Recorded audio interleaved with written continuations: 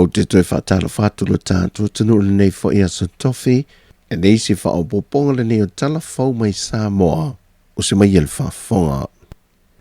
E le tali ina le fionga le te tai o le atunu o le fionga le pālemia, le la aulu le maa le tōpula te wau fose.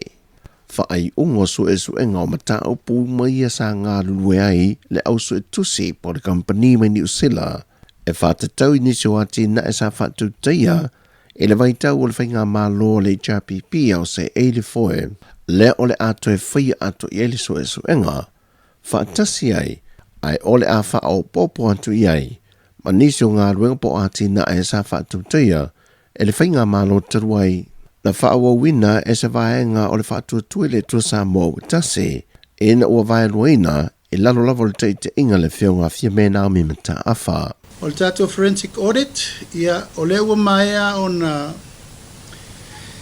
tue lauri liu le tātou tāupure nei. Peon sirifia e whaisi lawe o le tātou forensic audit nei. Taunu mai le whainga mālo i te tonu. O lo tātia le mataupu e i whai se whai unga au tū. E le mawhai o na mātou muri tai i whai unga na whai eisi whainga mālo pe a mātou mautinoa. O lo iai le tūlanga tau pena vai ili le tūlanga tālawhea ngai mana mea o lo ta o tueli tel tenunga. O le sa tiro li poti a toa le masina o tiro el komiti al kabineta. E matoe fo i mai ele li poti tonu e te le wha le tonu li poti na mai momua. Molo iai le tūlanga le mautonu. O le mawhaina iai se ato o toa li poti na tuina mai le forensics audit. Ona o le tele o mena nga Yesu suenga ele maua whaamaumaunga o li city ma source document.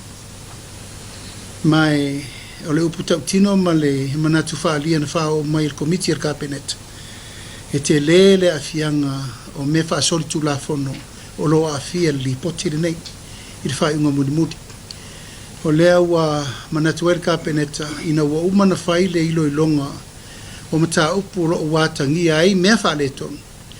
O le atu ina atu sao loa le mta upu nei lima o leo, ma lima o le loia sili, e wha ua waisu suenga.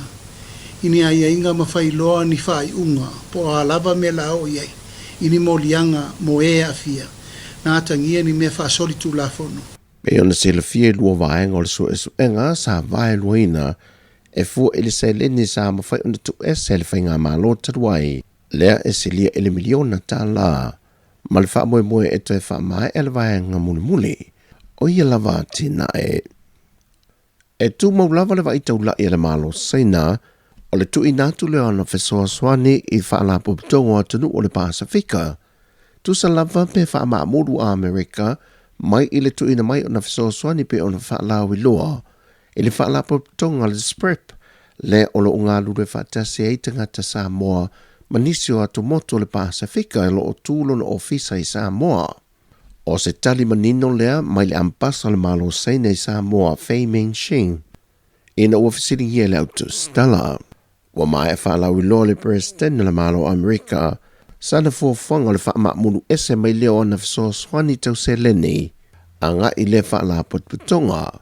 E le fia tali le whaululungo le whaala potputonga le spurpi Sāmoa le mata upo. Ai o saina le isi atunu, e lua se la wafe tā lala na vesoa swani tau tupe ili tau sanga mo lea whaalapa tonga.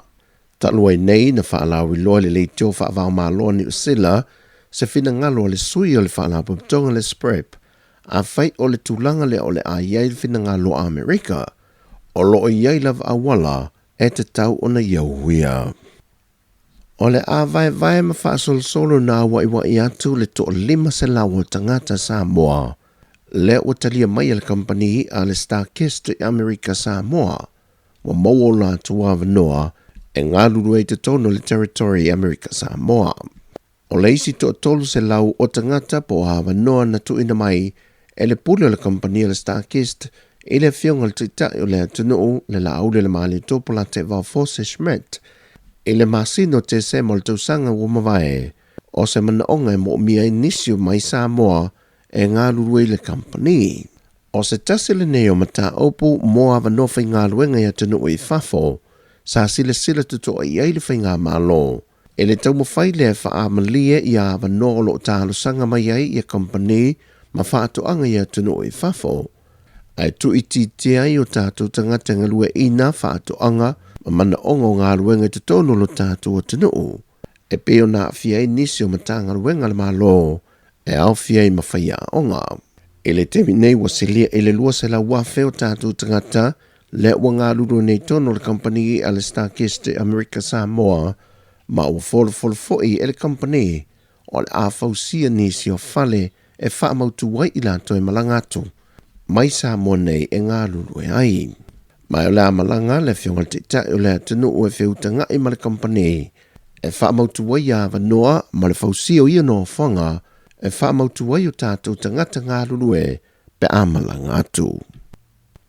O le awhiwhi o whala au whaasai na o le eisa le nana nā mai tutono le pusa moa, le ua tāo fia nei leo leo, le ua pue ina mai pe tāo fia mai leo leo, le president o le kalaputa vale le Hamo Pride. O lo tua ia, o ia tonu le ana le awhiwhi, le ana au mai Amerika Samoa, le o lo tāo fia le avita vale, a le minsta o le ofiso le tiute, na anga iane piki.